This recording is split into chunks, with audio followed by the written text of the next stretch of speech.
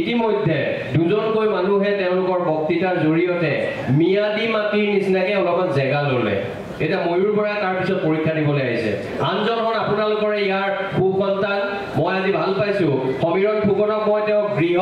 চহৰত লগ পাইছো সদৌ ছাত্ৰ সন্থা আমাৰ আবেগ তেওঁলোকে এক অবিৰত যাত্ৰা বুলি কয় আবেগও কিন্তু কেতিয়াবা কেতিয়াবা মই সমালোচনাও কৰোঁ গতিকে মই ভাল পাইছো আজি সমীৰণ ফুকনক তেওঁ গৃহ জিলা গৃহ চহৰত তেওঁ এই গুৰু দায়িত্বভাৰ এটা সন্দিক্ষণৰ সময়ত লৈছে আৰু তেওঁ পৰিশীলিতভাৱে ৰুচিপূৰ্ণভাৱে তেখেতৰ সুস্থিৰ বক্তব্য ইয়াত প্ৰদান কৰিলে মই তেখেতক ধন্যবাদ জনাইছোঁ এতিয়া মই আনুষ্ঠানিকতালৈ অহাৰ আগতে মই বেলেগ এটা কথা অলপ ক'ব লৈছিলোঁ আপোনালোকেও ইমান দেৰি বক্তৃতা শুনিছে এই যে ONGCৰ পূৰ্বাঞ্চল এমপ্লয়িজ এছ'চিয়েশ্যন এইটো সাংঘাতিক বস্তু মই অকণমান আজিকালি ধৰণৰ কৈছোঁ বস্তু মই সাধাৰণতে নকওঁ মানে এখেতসকলক আপোনালোকে লক্ষ্য কৰিছে নাই যে প্ৰথমতে অতি সুন্দৰভাৱে অতিথিসকলক আপ্যায়ন কৰি তেওঁলোকক গামোচাৰে সৈতে সন্মান জনোৱা হয় আৰু অলপ পিছত যেতিয়া দেখে যে দুজনকৈ অতিথিয়ে একেবাৰে ডিষ্টিংশ্যন লৈ আপোনালোকক বা তোমালোকক যেনেকৈ সম্বৰ্ধনা জনোৱা হ'ব তেওঁলোকৰ ভাষণৰ জৰিয়তে যেতিয়া মানুহৰ একেবাৰে মন্ত্ৰমুগ্ধ কৰি দিয়ে তাৰপিছত চেলেং চাদৰ আৰু এখন ফলকেৰে সৈতে সন্মান জনোৱা হয় তাৰমানে প্ৰিপেইডো আছে পোষ্ট পেইডো আছে ধন্যবাদ জনাইছোঁ জৰ্জ অৰৱেলে কৈছিল every joke is a tiny revolution আৰু লেডি চাৰ্লিজ লাভাৰ যিখন এটা সময়লৈকে বেন কৰি থোৱা হৈছিল তাত বহু নাথাকিবলগীয়া অশালীন অমাৰ্জিত কথা থকা বুলি এই D.H. লৰেন্সে কৈছিল that don't be serious all the time. If you remain serious all the time, people will think that you are in a funeral and nobody wants to be in a funeral for all time to come. তেনে সময়ত মই সেইভাৱে আজিৰ এই আবেলি গধূলিৰ মাজৰ এই সময়খিনিত ইয়াত আনুষ্ঠানিকতা লৈ আহি তেল আৰু প্ৰাকৃতিক গেছ আয়োগৰ এই যিটো পূৰ্বাঞ্চল কৰ্মী সংস্থা বা এমপ্লয়িজ এছ'চিয়েশ্যন বুলি কয় তেওঁলোকে অতি সুন্দৰভাৱে আৰু কাৰো প্ৰতি বিন্দু মাত্ৰ তেওঁলোকে কোনো ধৰণৰ সীমাবদ্ধতা বা কৰিব নলগীয়া কাম এনেধৰণৰ কথা নৰখাকৈ ত্ৰুটি নৰখাকৈ তেওঁলোকে অনুষ্ঠানটো চলাইছে আৰু সেই অনুষ্ঠানত ইতিমধ্যে ডক্টৰ শইকীয়াদেৱ আৰু ফুকন ডাঙৰীয়াই তেওঁলোকৰ বক্তৃতাৰ জৰিয়তে আপোনালোকক তেওঁৰ চিন্তাৰ কথা ব্যক্ত কৰিছে মই পোনপ্ৰথমে ইয়াত উপস্থিত থকা আপোনাকো মূল চালিকা শক্তি ভূপেন হাজৰিকাই আপোনাকক লৈ কৈছিল যে মোৰ গীতৰ হেজাৰ শ্ৰোতা তোমাক নমস্কাৰ গীতৰ সভা তুমি এইটো প্ৰধান অলংকাৰ এই নতুন প্ৰজন্মৰ ছাত্ৰ ছাত্ৰী ইয়াৰ অভিভাৱক অভিভাৱিকাসকল ONGCত কৰ্মৰত বিষয়া কৰ্মচাৰীসকল DPSকে আদি কৰি অন্যান্য বিদ্যালয়ৰ পৰা অহা সকলোকে মই নমস্কাৰ জনাই মই মোৰ মনৰ দুটামান কথা কেৱল ব্যক্ত কৰিব লৈছোঁ ONGC বুলি ক'লে মই যেতিয়া দিল্লীত পঢ়ি আছিলোঁ কটনৰ পৰা গৈ মানে মই শুনিছিলোঁ আপষ্ট্ৰীম কোম্পানী আৰু ডাউনষ্ট্ৰীম কোম্পানী পিছত যেতিয়া অসমলৈ ঘূৰি আহিলোঁ তেতিয়া মই গম পালোঁ যে ONGCয়ে মাটি খান্দে অইল ইণ্ডিয়াই মাটি খান্দি পেলাই ইয়াৰ মাজত থকা অসমৰ প্ৰাকৃতিক সম্পদক দেশৰ স্বাৰ্থত ব্যৱহাৰ কৰাৰ যিটো এক মহৎ কৰ্ম সেই কৰ্মত আপোনালোক এগৰাকী নায়ক এগৰাকী সেনানী আপোনালোকে তাত জড়িত হৈ থাকে আৰু ডাউনষ্ট্ৰীম কোম্পানীয়ে মাৰ্কেটিং কৰে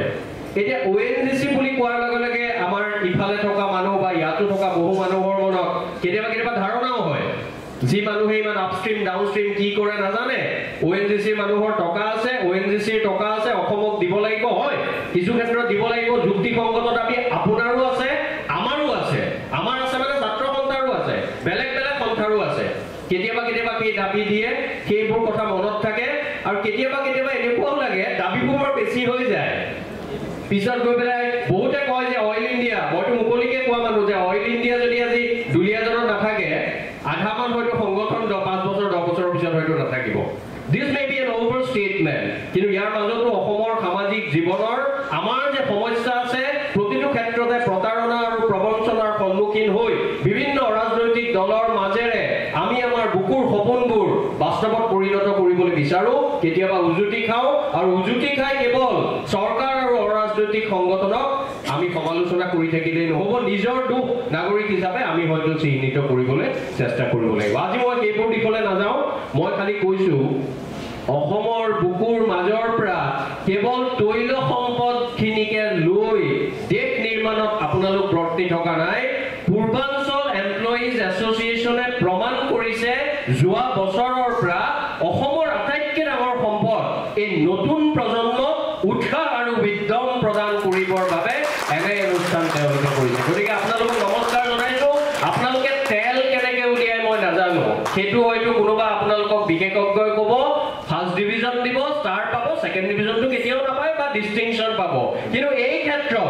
এই যে নতুন প্ৰজন্মক আপোনালোকে আগবঢ়াই দিয়াৰ ক্ষেত্ৰত আপোনালোকে কিন্তু সদায় ডিষ্টিংশ্যন পাব লাগিব ৰাইজৰ আগত মই প্ৰথমতে এই কথাটো দাবী কৰিলোঁ কাৰণ আপোনালোকে যোৱা বছৰৰ পৰা এই কাম আৰম্ভ কৰিছে আৰু অনাগত সময়ত মানুহৰ মনত যে প্ৰতিযোগিতাৰ যেতিয়া মাপকাঠি নিৰ্ণয় হ'ব সেই মাপকাঠি নিৰ্ণয় হ'লে বেলেগৰ লগত হোৱাতকৈ আপোনালোকৰ নিজৰ লগত হওক যে 2024ত এনেকৈ কৰিছিল 25ত এনেকৈ কৰিছিল 26ত তেওঁলোকে আৰু ভালকৈ কৰিব লাগিব আৰু নতুন প্ৰজন্মৰ ছাত্ৰ ছাত্ৰীক আমি উৎসাহ আৰু অনুপ্ৰেৰণা দিব লাগিব সেই কথাটোৰ মই দাবী জনাই এগৰাকী নাগৰিক হিচাপে মই মোৰ বক্তব্যৰ কেইটামান কথা ক'ব বিচাৰিছোঁ অসমৰ প্ৰতিটো কথাতে সংগ্ৰাম আছে অসমৰ প্ৰতিটো কথাতে যুদ্ধ আছে যিটো সদৌ অসম ছাত্ৰ সন্থাৰ লগত জড়িত থকা প্ৰায়বোৰ মানুহে মই সকলো বুলি নকওঁ বুজিবলৈ চেষ্টা কৰে বুলি মই ভাবোঁ হৃদয়ংগম কৰিবলৈ চেষ্টা কৰে বুলি মই ভাবোঁ কিন্তু আজি যদি মই অকল ছাত্ৰ সন্থাৰ সাধাৰণ সম্পাদক আছে বাবে তেনেধৰণে কথাটো কওঁ নতুন প্ৰজন্মক হয়তো কিছু এটা ব্যৱধান আহিব গতিকে নতুন প্ৰজন্মৰ লগত জড়িত থকা তেওঁলোকৰ এই বয়সৰ 18-19 বছৰীয়া অসমীয়া ছাত্ৰই আজিৰ পৰা 160 বছৰ আগতে যেতিয়া অসমৰ পৰা গুৱাহাটীৰ পৰা কলিকতালৈ যাবলৈ আমাৰ ৰেলৰ পথ হোৱা নাছিল তেনে সময়ত FA পৰীক্ষা কটন কলেজিয়েট স্কুল যিখন অসমৰ প্ৰথম স্কুল যিখন স্কুলত মই পঢ়িছিলোঁ সেই স্কুলখন গুৱাহাটী সেমিনাৰী নাম হৈ থাকোঁতে দুজন ছাত্ৰই পাছ কৰি যেতিয়া কলিকতালৈ গৈছিল তোমালোকৰ বয়সৰ বা তোমালোকতকৈ দুবছৰমান ডাঙৰ সেই ল'ৰা দুজনৰ পদক্ষেপৰ মাজত সংগ্ৰামৰ কথা আছে আৰু সংগ্ৰামৰ শেষত সফলতাৰ কথা আছে মই ক'ব বিচাৰিছোঁ গুৱাহাটীৰ নিৰ্মাতা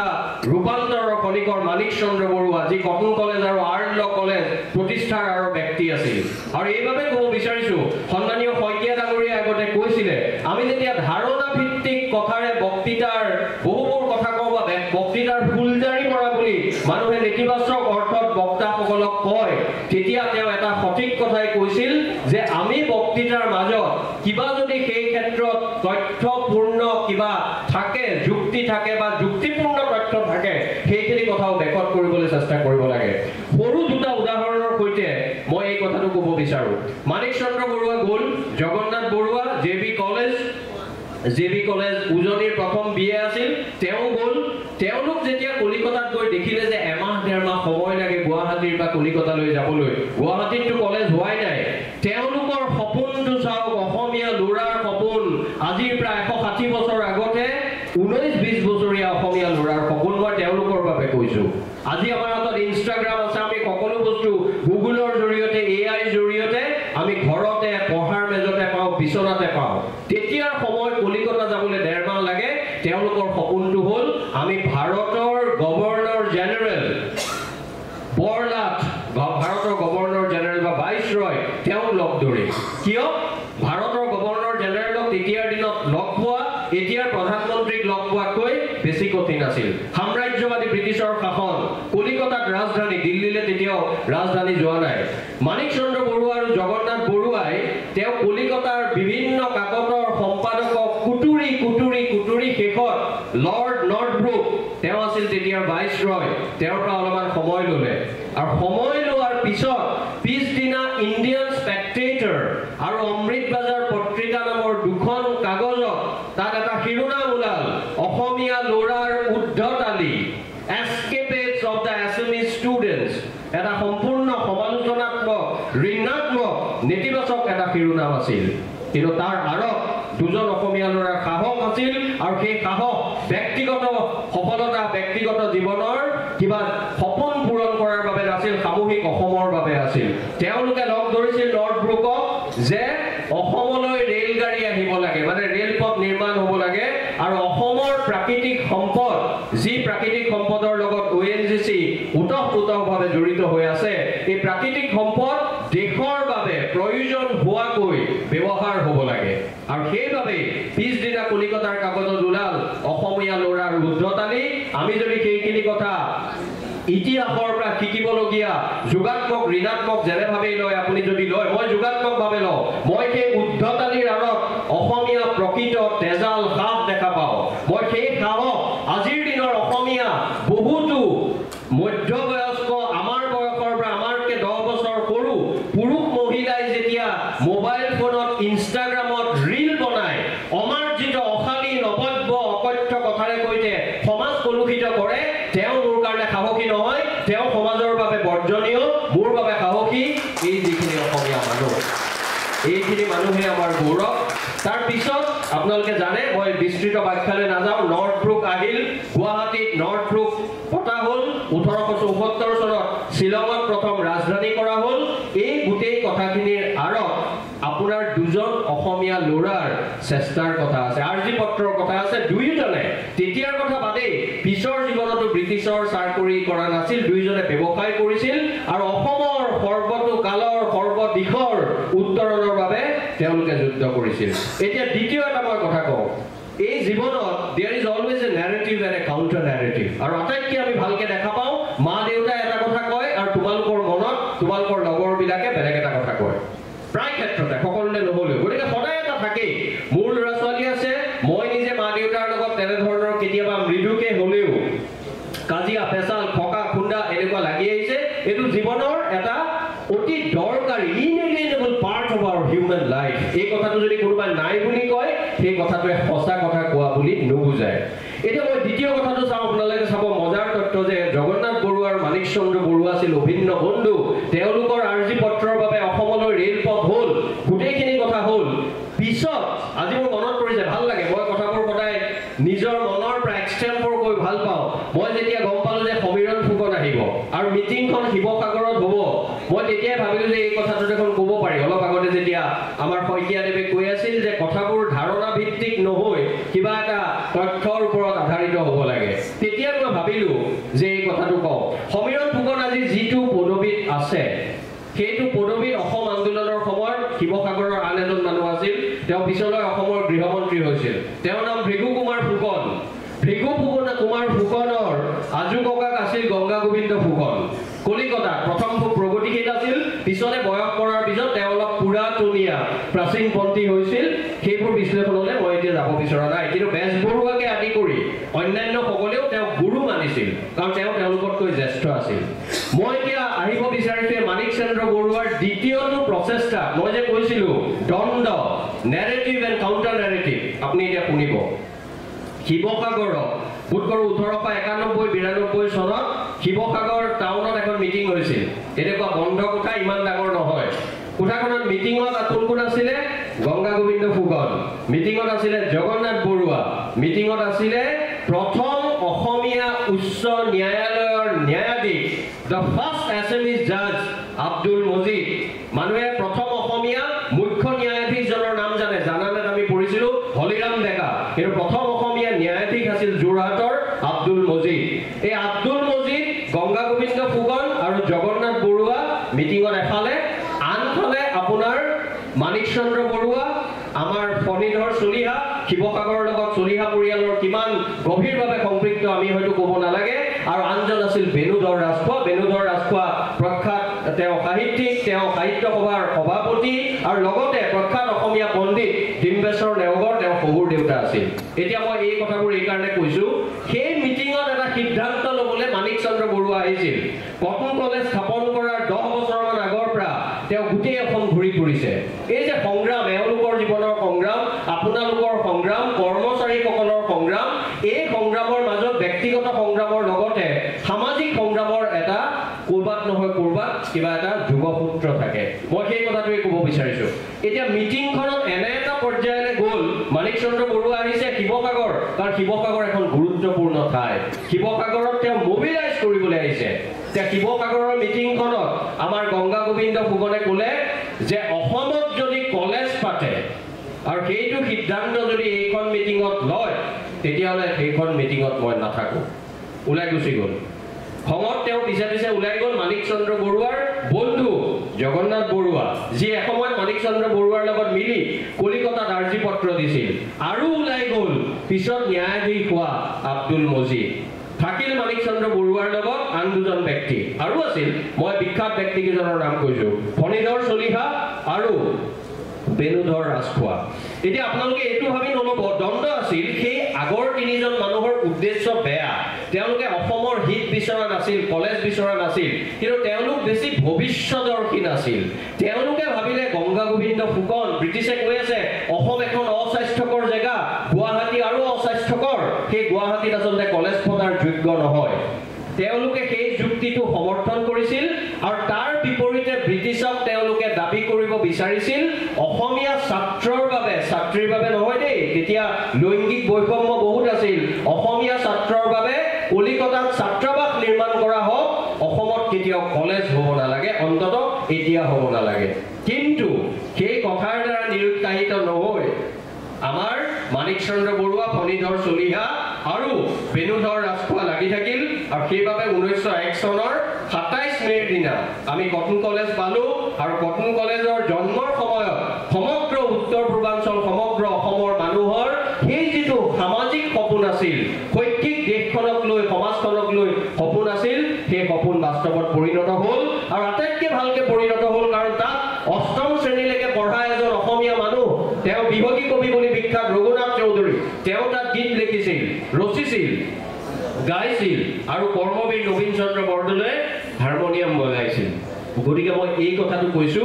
এই যিটো দ্বন্দ্ব আমি দেখিলো প্ৰথম অসমীয়া ল'ৰাৰ মৰকাৰ দেখিলো যাক উদ্ধতালি বুলি কৈছিল তাত দুজন বা দুটা অসমীয়া বেলেগ বেলেগ অংশৰ মাজত এটা দ্বন্দ্ব দেখিলো এটা অকমান মতানৈক্য দেখিলো কিন্তু শেষত যিটো মতানৈক্য বা যিটো মতৰ জয় হ'ল সেই জয়ৰ বাবে আমি কলেজ পালো আৰু সেই কলেজৰ পিছৰ যাত্ৰাবোৰ আপোনালোকে জানে সেই গোটেইবোৰ যাত্ৰাৰ কথালৈ মই নাযাওঁ সেই যাত্ৰাৰ পিছত বিভিন্ন স্কুল হ'ল আপোনাৰ শিৱসাগৰৰ পৰাই প্ৰথম অৰুণোদয় ওলাইছিল আজি যেতিয়া মই ফেচবুকত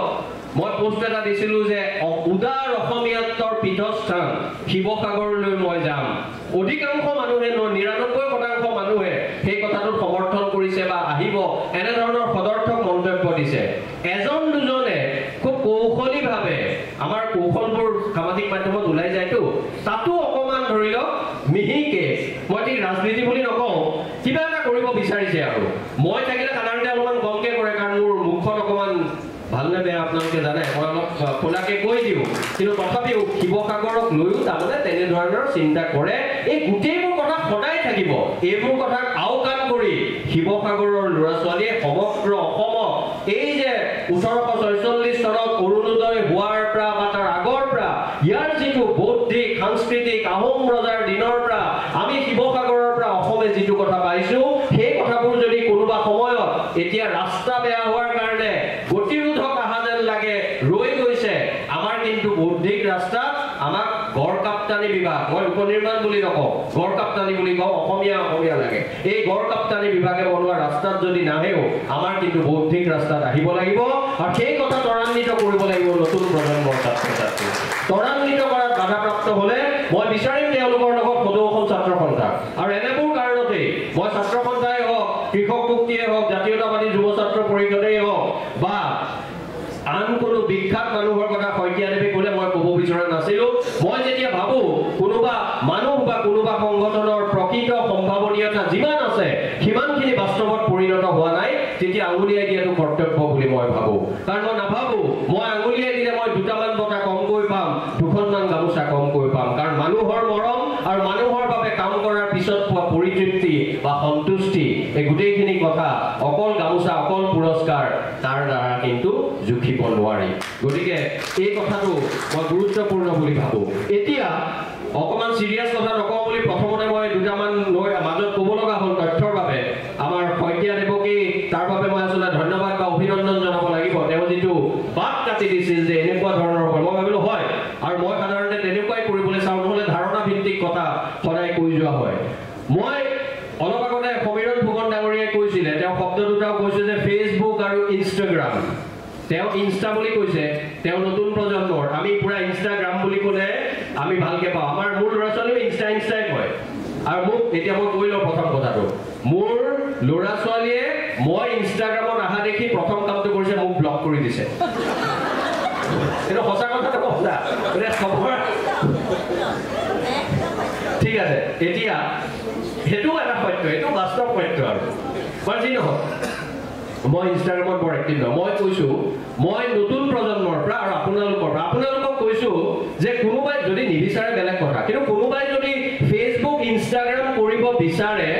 আপোনালোক মানে একেবাৰে আগৰ দিনৰ যে স্কুলৰ হেডমাষ্টাৰ একেবাৰে সেকনিৰ আগত বিদ্যা আজিকালি তো নচলে বুলিয়ে ভাবো কিন্তু কোনোবাই কৰবাত যদি শিৱসাগৰত চলাই আছে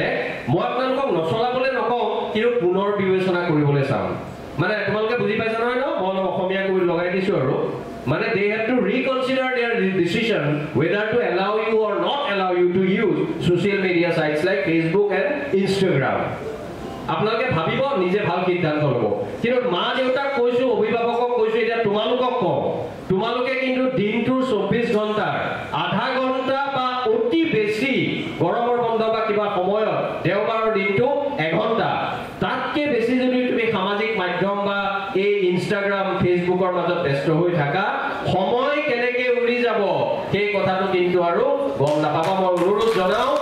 we must know how to use that কোনোবাই কৈছিল money is a good servant but a bad master এতিয়া ক'ব পাৰি social media is a good servant if you know how to use it but it is a bad master if you allow it to influence all our decision all our timing of day-to-day life they are going to dictate everything we'll be surrendering to the algorithmic overlordship of someone sitting in Silicon Valley and dictating the lives of millions of people millions of youngsters all throughout the world which we should not allow এই কথাটো মই কৈছো বনাও silicon মই যোৱাবাৰ আমেৰিকাত প্ৰথম বক্তৃতাটো তাতেই দিছিলো আগদিনা ফেসবুক বা গুগলৰ হেডকোৱাৰ্টাৰৰ পৰা আহি সিলিকন ভ্যালিতে দিছিলো তাতো মোৰ বিষয় আছিল অসমীয়াৰ প্ৰত্যাশা আৰু প্ৰত্যাহ্বান মই এই কথাটো ক'ব বিচাৰিছো মই ব্যৱহাৰ নকৰিবলৈ নাই কোৱা আৰু এটা কথা কওঁ মই এওঁলোক নহয় বুলি ভাবি শইকীয়াদেউ আপুনি বিভিন্ন ধৰণৰ ছাত্ৰ ছাত্ৰী পাইছে আমাৰ ফুকন ডাঙৰীয়া বয়সত কনিষ্ঠ হ'লেও যিহেতু ছাত্ৰ সন্থাৰ লগত দীৰ্ঘদিন ধৰি জড়িত তেওঁ বিভিন্ন ধৰণৰ ল'ৰা ছোৱালী পাইছে মই কিন্তু এটা কথা কওঁ দেই ইয়াত হয়তো দুই এজন ওলাই যাব পাৰে মোক বেয়া নাপাবা মই তুমি বুলি কৈছো তোমালোকৰ কথা কৈছো মই প্ৰায়বোৰ কলেজলৈ যাওঁ বিশ্ববিদ্যালয়লৈ যাওঁ আৰু ছাত্ৰ সন্থাই তুলি অহা এটা দাবীৰ কথা মই বেলেগ ধৰণেৰে ক'বলৈ চাওঁ যে মই ভিআৰএছ লোৱাৰ পিছত যেতিয়া মই 49 বছৰ বয়সত 3 বছৰ আগতে ভিআৰএছ ললো তাৰ পিছত মই চৰকাৰৰ লগত এটা ক্ষেত্ৰতে জড়িত হৈ আছো কেন্দ্ৰীয় চৰকাৰৰ 11টা বেংকৰ প্ৰফেশনাৰী অফিচাৰ ইন্টাৰভিউ বৰ্ডত মোক মেম্বাৰ কৰি ৰাখিছে কিয় ৰাখিছে নাজানো ইমান সমালোচনা কৰাৰ পিছত কিন্তু দায়িত্ব দিছে কাৰণে মই দায়িত্বটো কৰি আছো খুব বেছি কাটি দিলে নকৰো চাকৰিয়ে বাদ দিলো যেতিয়া মই সেইবোৰলৈ বৰ মানে চিন্তা কৰা মানুহ নহয় কিন্তু মই এই 4 বছৰত দেখিলো যে অসমীয়া ছাত্ৰ ছাত্ৰীয়ে কেৱল অভিযন্তা আৰু চিকিৎসকৰ পিছত সমীৰণ এইটো হয়তো লক্ষ্য কৰিছে খালি দৌৰি থাকে সেন্ট্ৰেল গভৰ্ণমেণ্টৰ বেংকৰ ক্লেৰিকেলৰ পৰা আৰম্ভ কৰি অফিচাৰ পৰ্যায়লৈকে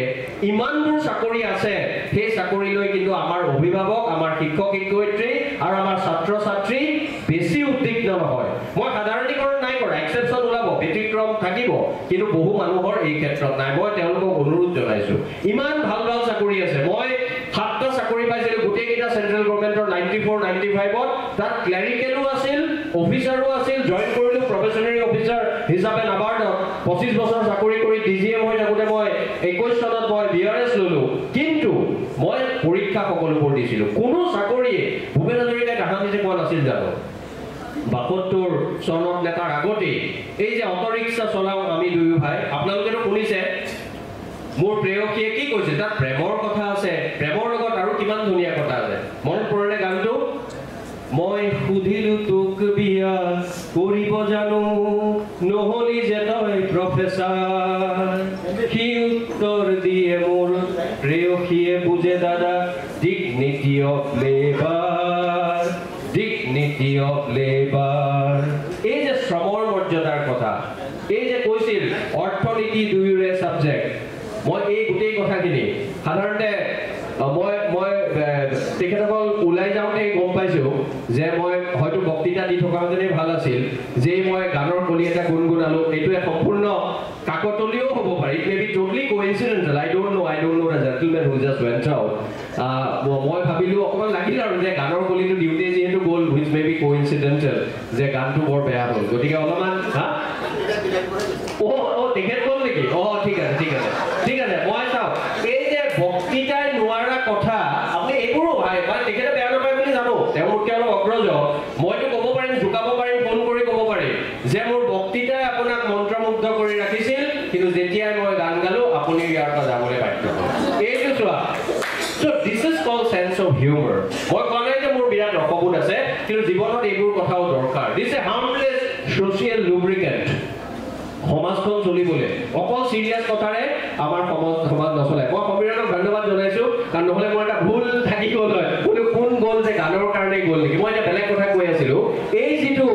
ডিগনিটি অফ লেবাৰ, শ্ৰমৰ মৰ্যাদা, এই কথাখিনিৰ লগত নতুন প্ৰজন্মই প্ৰতিটো পৰীক্ষা দিয়ক, প্ৰতিটো পৰীক্ষা দি সেইটো লাইনৰ, সেইটো বিষয়ৰ যিটো চাকৰি তেওঁ ভাল হয় সেই চাকৰিটো তেওঁ লওক। সেইটো নকৰি কেৱল আমাৰ এনেকুৱা ধৰণৰ নিৰুৎসাহজনক কিছুমান খবৰ শুনো, মই সেই খবৰৰ কথা নকওঁ, সমীৰণে অকণমান উলুকিয়াই গৈছে, তাৰ বাহিৰেও নিজে নিজক ক্ষতি কৰা এনেধৰণৰ কামৰ যি ধৰণৰ চাপ বা প্ৰেছাৰৰ মাজত থাকিব লগা হয়, মই কিন্তু তেওঁক ল'ৰা ছোৱালীসকলক বা নতুন প্ৰজন্মৰ প্ৰতিনিধিসকলক কওঁ, এই নতুন মনৰ তৰুণ তৰুণী বুলি ভূপেন হাজৰিকাই কৈছিল, তেওঁলোকক কওঁ পৃথিৱীত কিন্তু পৰীক্ষা আৰু নম্বৰ গুৰুত্বপূৰ্ণ, কিন্তু একমাত্ৰ গুৰুত্বপূৰ্ণ বিষয়ো নহয়। এই কথাটো কিন্তু মনত ৰাখিব লাগিব, নহ'লে নম্বৰৰ পিছত দৌৰোতে কেতিয়াবা জীৱনৰ বহুবোৰ ছন্দ হেৰাই যায়। লিলি টমলিন বোলে এজন ডাঙৰ চিন্তাবিদে এটা কথা কৈছিল, the problem with the rat race is that even if you win you are still a rat. যে নিগনি দৌৰৰ সেইটো এটা ডাঙৰ এটা বিড়ম্বনা। নিগনি দৌৰত কোনোবা জিকিলেও তেওঁ কিন্তু নিগনিয়ে হৈ থাকে। মই ইয়াৰ দ্বাৰা ক'ব বিচৰা নাই যে কোনোবা ভাল মানুহ হ'লে, ভাল অভিযন্তা হ'লে, ভাল চিকিৎসক হ'লে, সৰুৰে বা সপোন থাকিলে তেওঁ যে কেতিয়াবা নিগনি দৌৰত কয়, সেইটো কথা ক'ব খোজা নাই, কিন্তু ক'ব খুজিছো যে জীৱনৰ ছন্দ আনবোৰ কথাটো নিহিত হৈ থাকে, সেই কথাখিনিও আমি পুনৰুদ্ধাৰ কৰিব লাগিব। আৰু সেইবাবে কৈছিলো তেওঁলোকে আধা ঘণ্টা এঘণ্টা সময়তকৈ যিসকলে ব্যৱহাৰ কৰে তাতকৈ বেছি যাতে সামাজিক মাধ্যমত নিদিয়ে। মই তোমালোকৰ হৈ, তোমালোকৰ শিক্ষক শিক্ষয়িত্ৰী, তোমালোকৰ মা দেউতা আৰু আজিৰ উদ্যোক্তা জ্ঞানদীপ আৰু পাৰ্থ,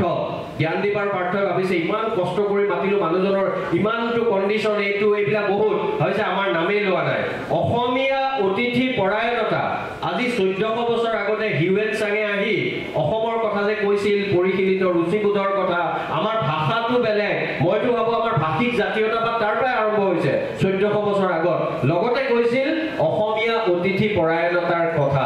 আজি মই বহু আমেৰিকাৰ কথা ক'লে, ইউৰোপৰ কথা ক'লে, অসমৰ মই যোৱা সপ্তাহত পেঙেৰিত আছিলো, মাকুমত আছিলো, বম্বেলে যাম কেইদিনমান পিছত শ্ৰীময়ীৰ অনুষ্ঠান, কিন্তু মই ক'তো এইটো মই দেখুৱাই দিব পাৰো, সমীৰণে ক'ৰবাত পাব পাৰে, তৰমুজ আৰু এইটো তেওঁলোকক দিছা নাই মই নাজানো না, এই ধৰণৰ এটা সুস্থিৰ সুচিন্তিত অতিথি পৰায়ণতাৰ তাৰ যিটো প্ৰতীক, এইটো কিন্তু মই দেখা নাই। বেলেগৰ কাৰণে নহ'লেও এইটোৰ কাৰণে কিন্তু তেওঁলোকক এটা হাত চাপৰি পাব লাগে। আৰু মানে মোৰ ভাল লাগিল, মানে ইমান চিন্তা কৰি এবাৰ অনুৰাধা শৰ্মা পূজাৰী আৰু মোক এখন ঠাইখনৰ নাম নকওঁ, মাতি পেলাই মই তেখেতক আমি বোলে এখন গাড়ীতে যাম, মই গাড়ীৰে লৈ গ'লো। গাড়ীৰে লৈ যোৱাৰ পিছত আমাৰ তেতিয়া ছাত্ৰ সন্থাৰ তেতিয়াৰ এইখিনিলৈকে গৈছো আৰু সাধাৰণ সম্পাদকজনো আছিল, সেই সময়ৰ সাধাৰণ সম্পাদক। তাৰপিছত গ'লো, যোৱাৰ পিছত মই ক'লো বাইদেউ আহিছিল, মই নিজেও কৈছো এই যে বিয়া ভোজত যে মাংস বেছি লাগিলে কি কওঁ, আমি কাষৰজনৰ কথা কওঁ, এই তেখেতক মাংস দিয়া, আহিলে আমি কি কওঁ, এফালে আহিছে এতিয়া মোকো দি যোৱা। এতিয়া মই অনুৰাধা বাইদেউৰ ভোক লগা বুলি কৈ মই বোলো তোমালোকে আমি গুৱাহাটীৰ পৰা আহিলো 2-3 ঘণ্টা লাগিছে, একোৰে ব্যৱস্থা কৰা নাই। বোলে নহয় অলপমান বুট মগু অকণমান তিয়াইছো, অলপ পিছত দিম। সেই বুট মগি তিওৱা তেওঁলোকৰ অসম প্ৰেম, জাতি প্ৰেম, ইয়াত মই প্ৰশ্ন উঠোৱা নাই, কিন্তু কেতিয়াবা কাম এটা কৰোঁতে আমি যেতিয়া ভাস্কৰ বৰ্মনৰ বা হিউৱেন চাঙৰ কথা মনত পেলাওঁ বা সেই সময়ৰ পৰা প্ৰবাহিত অতিথি পৰায়ণতাৰ চেতনাৰ কথা যেতিয়া আমি সন্মান সহকাৰে সোঁৱৰো, তেতিয়া কিন্তু এই তোমাৰ বাতিটোৱে মোক কিন্তু পিছলৈও কেতিয়াও প্ৰেৰণা দি যাব। বাতিৰ বস্তু কিমান খাইছো মই নাজানো, কিন্তু এই অতিথি পৰায়ণতাৰ কাৰণে ধন্যবাদ জনাওঁ। সেইকাৰণে মুকলিকে কৈছো, মই তোমালোকক সুধিছো, মই তোমালোকৰ হৈ তোমাৰ মা দেউতাক বা তেওঁলোকক বা অভিভাৱকক ক'ব পাৰোঁনে যে আধা ঘণ্টা বা অতি বেছি এঘণ্টাতকৈ বেছি সময় নিদিওঁ বুলি তোমালোকে এটা প্ৰতিশ্ৰুতি দিব পাৰিবানে? বুজিছা নাই প্ৰশ্নটো? নাই নিদিয়ে, চালাক আছে। প্ৰতিশ্ৰুতি দিলে পিছত ধৰিব আমাৰ যেনেকৈ আমি ধৰো ছাত্ৰ সন্থাই ধৰে যে চৰকাৰে এইটো প্ৰতিশ্ৰুতি দিছিল কি হ'ল অসম চুক্তি আছিল কি হ'ল এতিয়া এওঁলোক পাৰিবা নোৱাৰা আৰে ডাঙৰ কথা হৈছে জ্ঞানদীপ এজন দুজনেতো মানে কি এঘণ্টাতকৈ বেছি সময় লাগিব নেকি মই নাভাবো এঘণ্টাতকৈ বেছি সময় আমাক সামাজিক মাধ্যমৰ বাবে লাগে আজি নাই মই তেওঁলোকক দুখ দিয়া নাই মই তোমাক হাঁহিবলৈ কৈছোঁ তেওঁলোকে এটা বেলেগ আজি ইয়াত গামোচা সম্বৰ্ধনা পাম বুলি আহিছে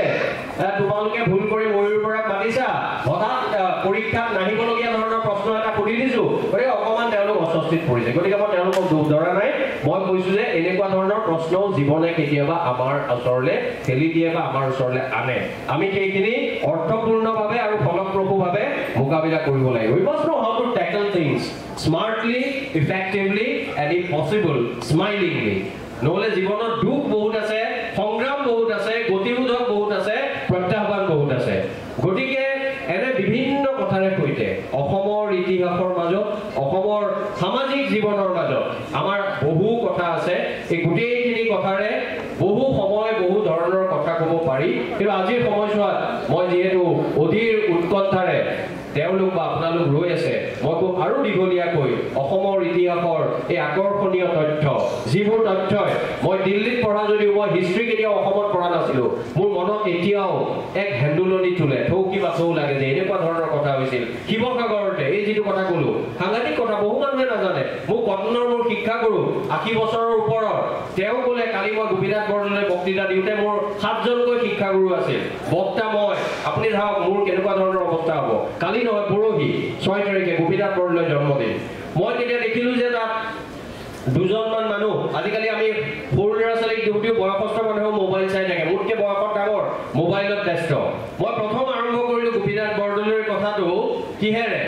যে গাভাস্কাৰে যেতিয়া জন ব্ৰেডমেনৰ 29টা চেঞ্চুৰীৰ ৰেকৰ্ড ভঙাৰ দিশে উপক্ৰম হৈছিল তেতিয়া আপোনালোকৰ মনত থাকিব ৱেষ্ট ইণ্ডিজৰ এজন উইকেট কিপাৰৰ নাম আছিল জেফ ডুজনে কৈছিল গাভাস্কাৰক আপুনি যদি 29টা ৰেকৰ্ড ব্ৰেডমেনৰ স্পৰ্শ কৰে তাৰ পিছত যদি আপুনি বেট কৰা মানে আপুনি যিখন বেট ব্যৱহাৰ কৰে সেইখন যদি কাবাক উপহাৰ দিব বিচাৰে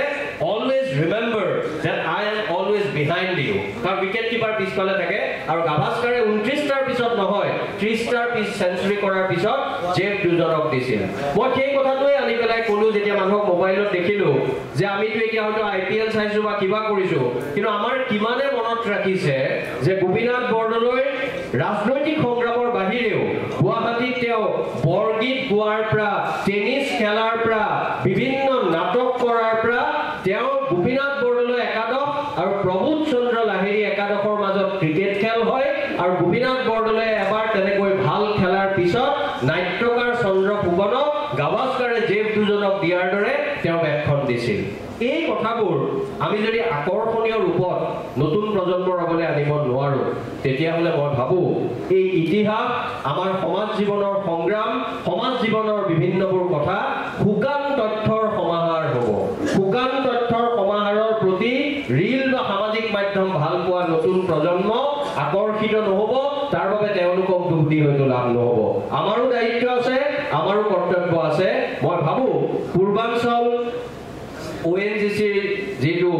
এমপ্লয়ী এছ'চিয়েশ্যন ONGC অসমৰ যিমান সম্পদ মই ভাবোঁ পূৰ্বাঞ্চল এমপ্লয়িজ এছ'চিয়েশ্যন সমগ্ৰ অসমৰ নতুন প্ৰজন্মৰ বাবে তাতকৈও বেছি এটা সম্পদ হওক আৰু তাতকৈও বেছি সম্পদ হৈ অকল মাটিৰ তলৰ নহয় মাটিৰ ওপৰত থকা নতুন প্ৰজন্মক আকাশলৈ শিৰ ওখ কৰি আৰু মেৰুদণ্ড পোন কৰি চাবলৈ শিকাওক আৰু সেইখিনি কৰাৰ বাবে পূৰ্বাঞ্চল এমপ্লয়িজ এছ'চিয়েশ্যনক ভৱিষ্যতৰ অসমৰ ইতিহাস লিপিবদ্ধ হ'লে তেওঁলোকৰ কথাও ভালদৰে লিখা হওক এইখিনি মই কেৱল যান্ত্ৰিকভাৱে হাত চাপৰি পাম সৰ্বিত সৰ্বন বুলি নহয় অসমীয়া মানুহ হিচাপে মোৰ বহুত দুখ আছে বহুবোৰ কথাই আমনি দিয়ে অস্বস্তিত পেলায় কোনোবাই যদি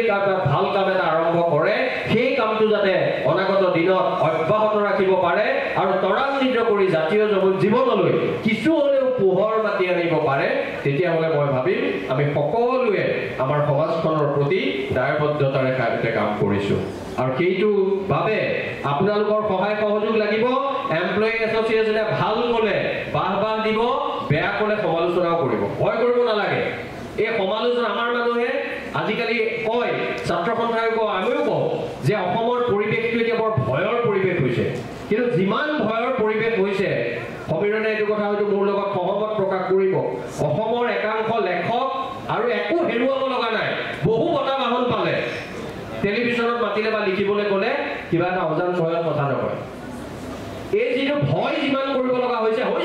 মই একেবাৰে নাই কোৱা কিন্তু ইমানো ভয় কৰিব লগা হোৱা নাই এই ভয়ৰ মাজৰ পৰা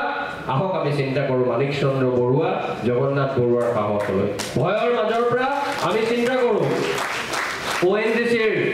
এই পূৰ্বাঞ্চলৰ এইখিনি চিন্তালে যে যোৱা বছৰৰ পৰা তেওঁলোকতো নিজৰ ডিমাণ্ড দাবী লৈ ব্যস্ত থাকিব পাৰিলে হয় আৰু সুবিধা লাগে আৰু টকা পইচা লাগে কাকনো নালাগে আমিতো দেখিয়ে আছো সমাজৰ ডাঙৰ ডাঙৰ মানুহক গোপীনাথ বৰদলৈ দিনলিপি পঢ়িলে পাব তেওঁৰ চিন্তা মৃত্যু হয় যে ল'ৰা ছোৱালীক কেনেকে পঢ়াম টকা পইচাৰ কথা আৰু আপুনি এতিয়াৰ কথা চাওক অসম বুলি নহয় সমগ্ৰ পৃথিৱীতে কাৰোবাৰ যদি দিনলিপি হয়তো মোৰ লাগে আজিৰ অধিকাংশ ৰাজনীতিবিদে দিনলিপি হয়তো নেলেখে কাৰণ লিখিলেতো মিছা লিখিব লাগিব কাৰণ নহ'লে যিবোৰ লিখিব সেইবোৰ লিখি ভৱিষ্যৰ ইতিহাসে অন্ততঃ তেওঁলোকক সহৃদয়তাৰে সৈতে সোঁৱৰণ হয়তো নকৰিব খুব এটা ঘৰুৱা পৰিৱেশ খুব মুকলিকে মোৰ যিটো কথা কৈ ভাল পাওঁ তেনেকৈ কথা ক'লো আপোনালোকৰ হাঁহি আপোনালোকৰ হাত চাপৰি আৰু আপোনালোকৰ মানে নতুন প্ৰজন্মৰ খুব কৃপণালীৰে সৈতে মিহিকে আধা ঘণ্টা এঘণ্টা দিবলৈ নিবিচৰা শিৱসাগৰৰ নতুন প্ৰজন্মকো মই ধন্যবাদ জনাওঁ অভিনন্দন জনাওঁ এই যাত্ৰা অব্যাহত থাকক এই যাত্ৰাৰ জৰিয়তে ব্যক্তিগত জীৱনৰ সফলতা কিঞ্চিতমান হ'লেও সামাজিক সফলতালৈ ৰূপান্তৰ কৰাৰ আমি যদি সপোন বুকুৰ মাজত খুদিত কৰি লওঁ সেই সপোনৰ কথা কৈ ফুৰিব নালাগে ফেচবুকত লিখিব নালাগে নিজৰ বিবেকৰ ওচৰত যদি দায়বদ্ধ হওঁ অসমখন অলপমান হ'লেও ভাল হ'ব আৰু সেই ভাল অসমখনৰ আশাৰে প্ৰত্যাশাৰে মই ONGC পূৰ্বাঞ্চল এমপ্লয়ী এছ'চিয়েশ্যনক পুনৰবাৰ ধন্যবাদ কৃতজ্ঞতা যাচি আৰু আপোনালোকৰ দৰে ইমান সমজদাৰ দৰ্শক শ্ৰোতাৰ আগত কথা কোৱাৰ আমেজটো বেলেগ আৰু মানে তাৰ লগত থকা প্ৰত্যাহ্বান বা চিন্তাৰ কথাও বেলেগ যে ভাল পাই আছে হঠাৎ কোনোবা কথাত বেয়া পাই যাব আৰু সেইটো কেতিয়া বেয়া পাব পাৰে যেতিয়া আনক দায়বদ্ধতাৰ কথা কৈ বক্তাজনে পাহৰি যায় তেওঁৰো এটা সময়ৰ দায়বদ্ধতা আছে আৰু সেই কথাটোৱে মনত পেলাই মই মোৰ বক্তব্যৰ মুখনি মাৰিছোঁ আৰু আপোনালোকক পুনৰবাৰ নমস্কাৰ জনাই ধন্যবাদ জনাইছোঁ অহাবাৰ গান গালে ভালকৈ কচৰৎ কৰি আহি ভালকৈ ধন্যবাদ ধন্যবাদ